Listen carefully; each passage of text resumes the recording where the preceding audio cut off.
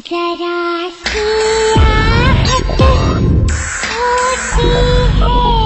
Horror story में आपका स्वागत है।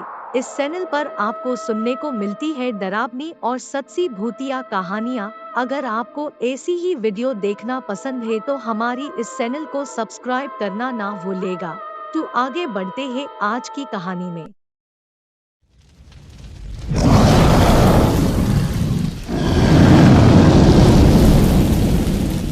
कसारी घाट, मुंबई नासिक हाईवे मतलब वो चौड़ी और लंबी सड़क जो दो शहरों को लंबी दूरी तय कर एक दूसरे से जोड़ती है।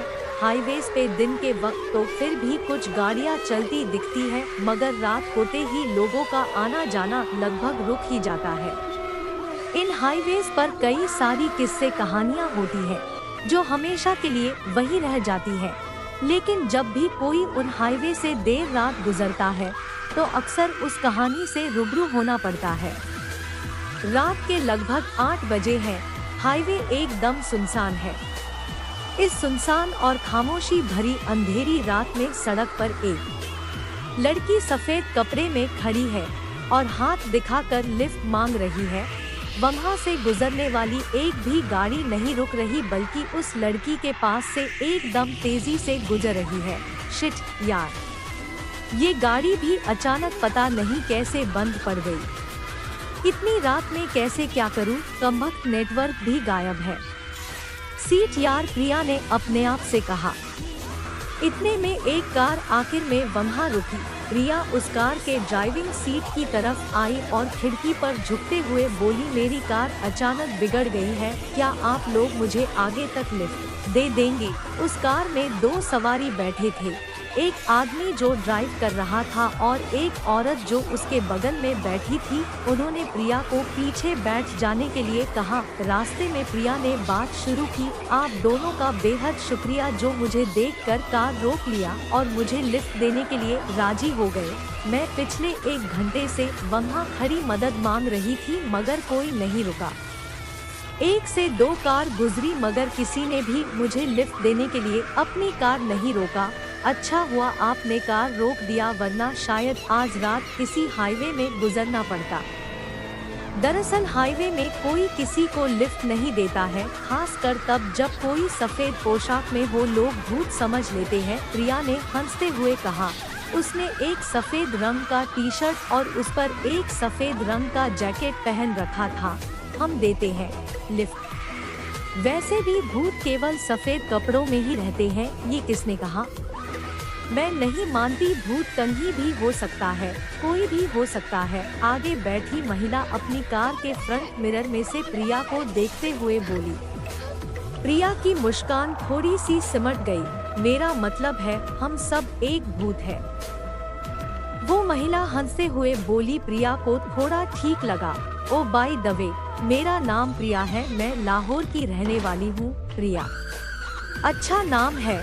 बहुत पहले एक गर्लफ्रेंड थी मेरी इसी नाम की। ड्राइविंग सीट पे बैठे आदमी ने मुस्कुराते हुए कहा।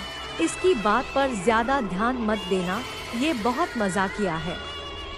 मेरा नाम कल्याणी है और ये मेरे पति कमलेश है।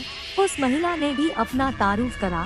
हाय हेलो जुबान से एक दूसरे को हाय हेलो किया। प्रिया, आप इस वक्त कन्ही से आ रही हो या कन्ही जा रही हो? कल्याणी ने पूछा।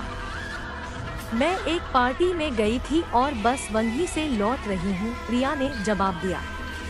आप पार्टी एनिमल हो? हाँ, मुझे पार्टी करना, पार्टी में जाना अच्छा लगता है, प्रिया ने सर हिलाते हुए कहा। हम भी एनिमल है, कमलेश ने कहा।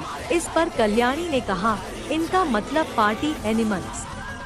हम लोग भी पार्टी एंजॉय करते हैं। इनफैक्ट हम भी पार्टी से ही लौट रहे हैं। वैसे आप करती क्या है? कमलेश ने शीशे पर देखते हुए पूछा। मैं फिलहाल फैशन डिजाइनिंग में हूँ, लेकिन मुझे मॉडलिंग भी करनी है लाइफ में, प्रिया ने जवाब दिया।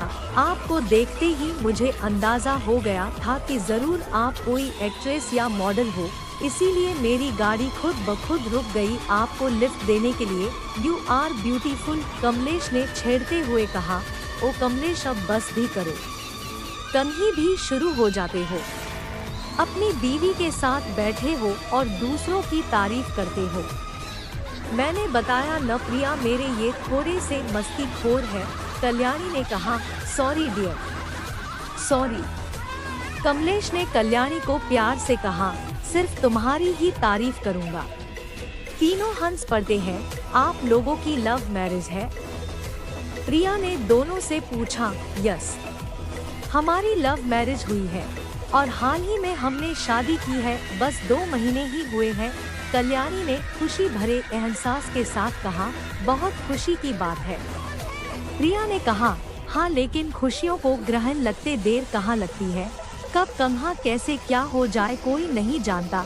कल्याणी ने बहुत गंभीरता से कहा। कल्याणी की बात और आवाज में दर्द महसूस हो रहा था। अचानक प्रिया ने पूछा, और आप क्या करते हैं मिस्टर कमलेश? मैं एक छोटा सा बिजनेसमैन हूँ, लकड़ियों